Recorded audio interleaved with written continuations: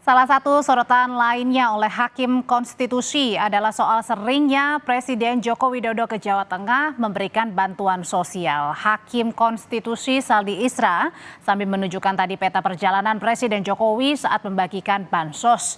Bertanya kepada 4 menteri soal apa yang menjadi pertimbangan Presiden ke Jawa Tengah lebih banyak dibandingkan kunjungan lain. Ini Bu Menteri, Pak Menko, ini ada salah satu tabel yang di kedua permohonan itu sebetulnya ada.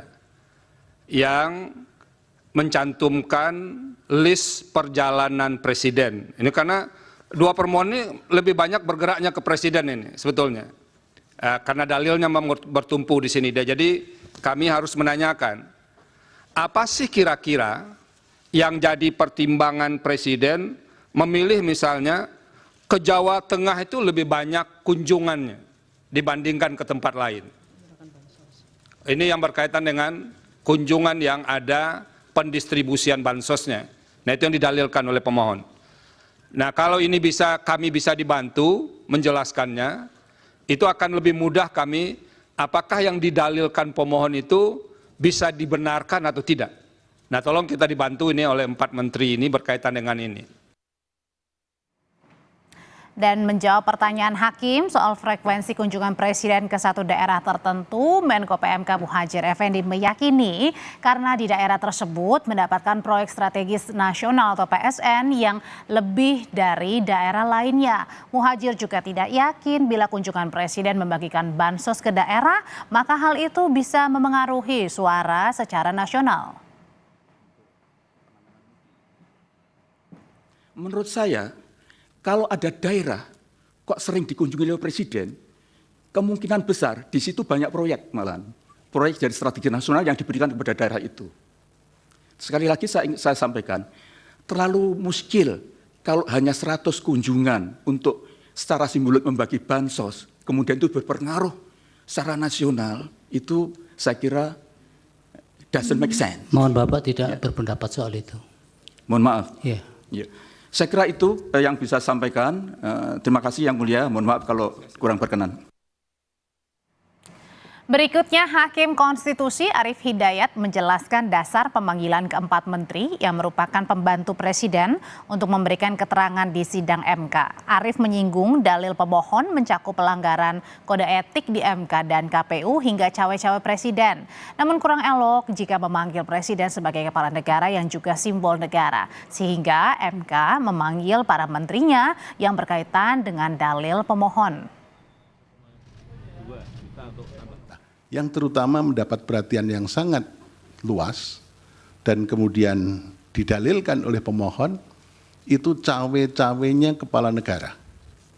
Nah, cawe-cawenya kepala negara ini Mahkamah sebetulnya juga kita memanggil kepala negara Presiden Republik Indonesia. Kelihatannya kan kurang elok. Karena Presiden sekaligus kepala negara dan kepala pemerintahan. Kalau hanya sekedar kepala pemerintahan akan kita hadirkan di persidangan ini. Tapi karena Presiden sebagai kepala negara, simbol negara yang harus kita junjung tinggi oleh semua stakeholder, maka kita memanggil para pembantunya. Dan pembantunya ini yang berkaitan dengan dalil pemohon. Dalam sidang, Hakim Arief Hidayat meminta Menteri Sosial Tri Risma hari ini menjelaskan soal sumber bantuan sosial yang dibagikan Presiden di depan istana dan ke sejumlah daerah. Arief menyebut bagi-bagi bansos dipertanyakan pihak pemohon. Kemudian di Ibu Menteri Sosial, Presiden pada waktu bagi-bagi bantuan sosial di depan istana, Presiden pada waktu keliling kemarin dipertanyakan oleh teman-teman dari pemohon 2. Presiden keliling ke berbagai daerah, melakukan kunjungan-kunjungan daerah pas kebetulan itu di waktu kampanye. Sehingga menimbulkan sakwa sangka dan saling curiga, saling fitnah di antara kita anak bangsa. Nah, itu menggunakan bansos apa, di mana, dari mana itu?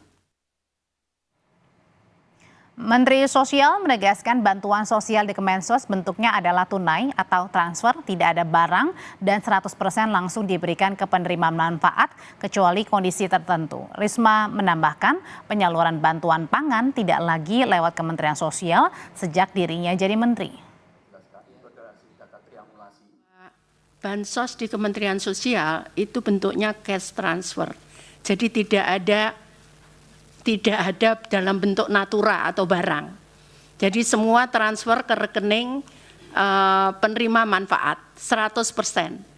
Kecuali respon kasus. Jadi ada yang sakit, ada yang disabilitas butuh bantuan dan itu dia belum menerima bantuan sama sekali, baru kita bentukkan